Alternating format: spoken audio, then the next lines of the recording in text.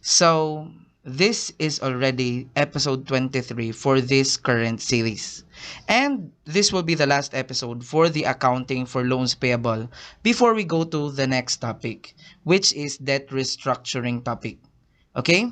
So, if you are new to this channel and to this series, please see the previous episodes first. Okay? So, their links are on the description below. But if you are very updated to this current series, then let's get started.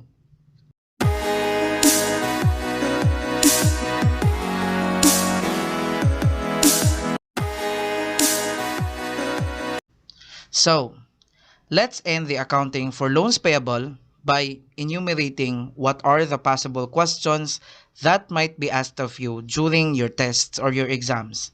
Okay? So, here are the possible questions. Number one, you can be asked about the initial measurement of loans payable, right? And number two, you can also be asked about what is the effective rate. And number three, what is the carrying value of the loans payable in the subsequent dates? And number four, how much is the discount balance at the end of different dates? So, focus yourself on this number three and number four. Okay?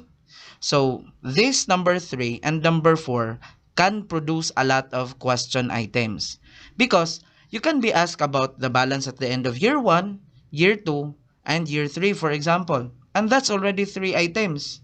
Like in our sample problem in the past episodes, where there is a 5-year maturity term, if you can still remember, this number 3 possible question can produce at most 5 question items, right?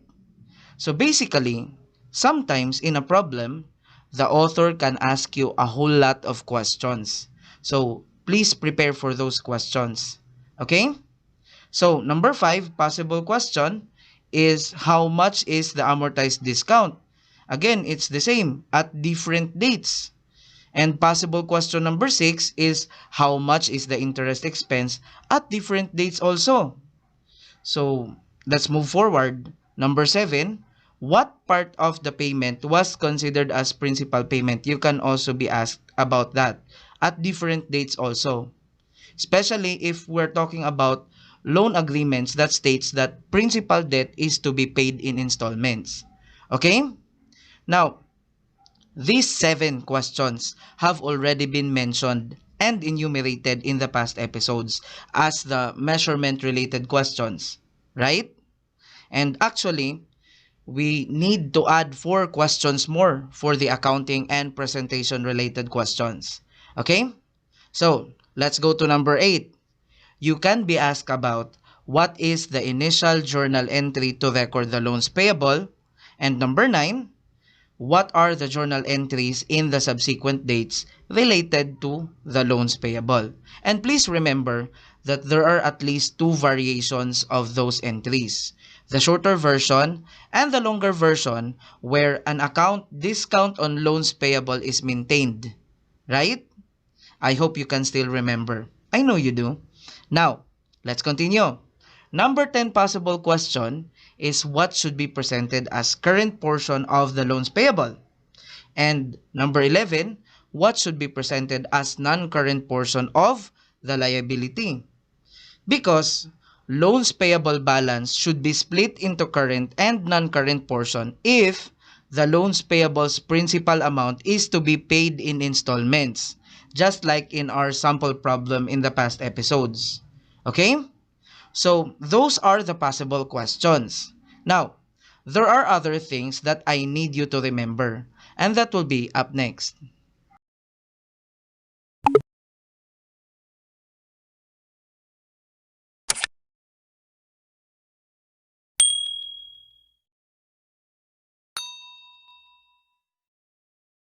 So, before we go to the other things that you should know about accounting for loans, let me tell you about the reason or reasons I enumerated all the possible questions. Okay? So, number 1 is that all these questions are also applicable in accounting for notes payable and accounting for bonds payable. However, in bonds payable, you will not just encounter these questions. There are other questions not yet mentioned here. So you need to be prepared. And of course, these questions are also applicable to accounting for loans receivable, notes receivable, and investment in bonds topic. However, in those topics, you will change your point of view. You will now become the creditor there in the receivables instead of being a debtor. Okay? So these questions will be revised a little bit if we're talking about receivables. Like instead of what is the initial measurement of loans payable, it will become what will be the initial measurement of the loans receivable. And instead of what is the interest expense in the receivable, you are going to be asked how much is the interest income. So those are the examples. So in conclusion, you need to familiarize these questions and you need to know how to answer them. Okay? Now, let's go to the other things that I need to let you know. So number one, transaction costs like service charges or notary fees and any other transaction costs collected by the creditor from you as the debtor, or sometimes it's deducted from the supposed to be proceeds that you are to receive, are sometimes called origination costs. So you need to remember that. Okay? So that's number one. Number two, in the eyes of the creditor or lender, there are two types of origination costs. And these are direct origination cost received from the borrower, that's the first one, and the direct origination cost actually incurred by the creditor, which, let me tell you to be honest, debtors don't know normally about. Okay? And this actual direct origination cost is normally lower than those received by the creditor from the borrower. Like for example, the creditor collected 500 for notary fees from the borrower. Okay? Of course, that is for the loan contract or loan agreement. However, the actual payment made by the creditor to the lawyers is only actually 300. Now, if you are the creditor, the origination cost received from the borrower is as if the 500. Okay? And the 300, it's the actual direct origination cost incurred by the creditor. And again, if you are the creditor or lender, you are to consider both of these amounts. Okay? So on the other hand, if you are the debtor, just like now, in our current series, you will only consider 500 that you paid. Because logically, the creditor will not tell you that it only paid 300 actually. Okay? So, if you understand that, let's answer the question, what will be the effect?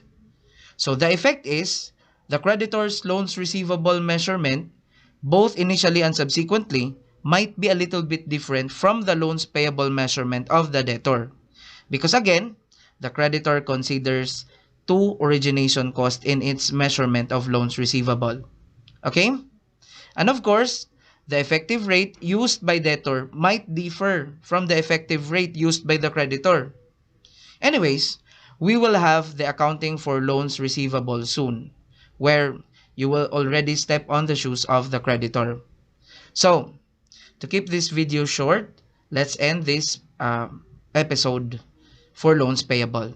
So, in the next episode, we will try to answer the question, what will happen if you as the debtor do not have the capacity to pay your liabilities now? So, what will happen?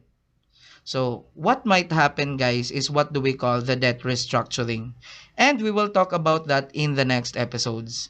So, if you've learned, please click like, subscribe, and hit the notification bell and select all to be updated on my next videos. So again, thank you for watching and see you on the next one.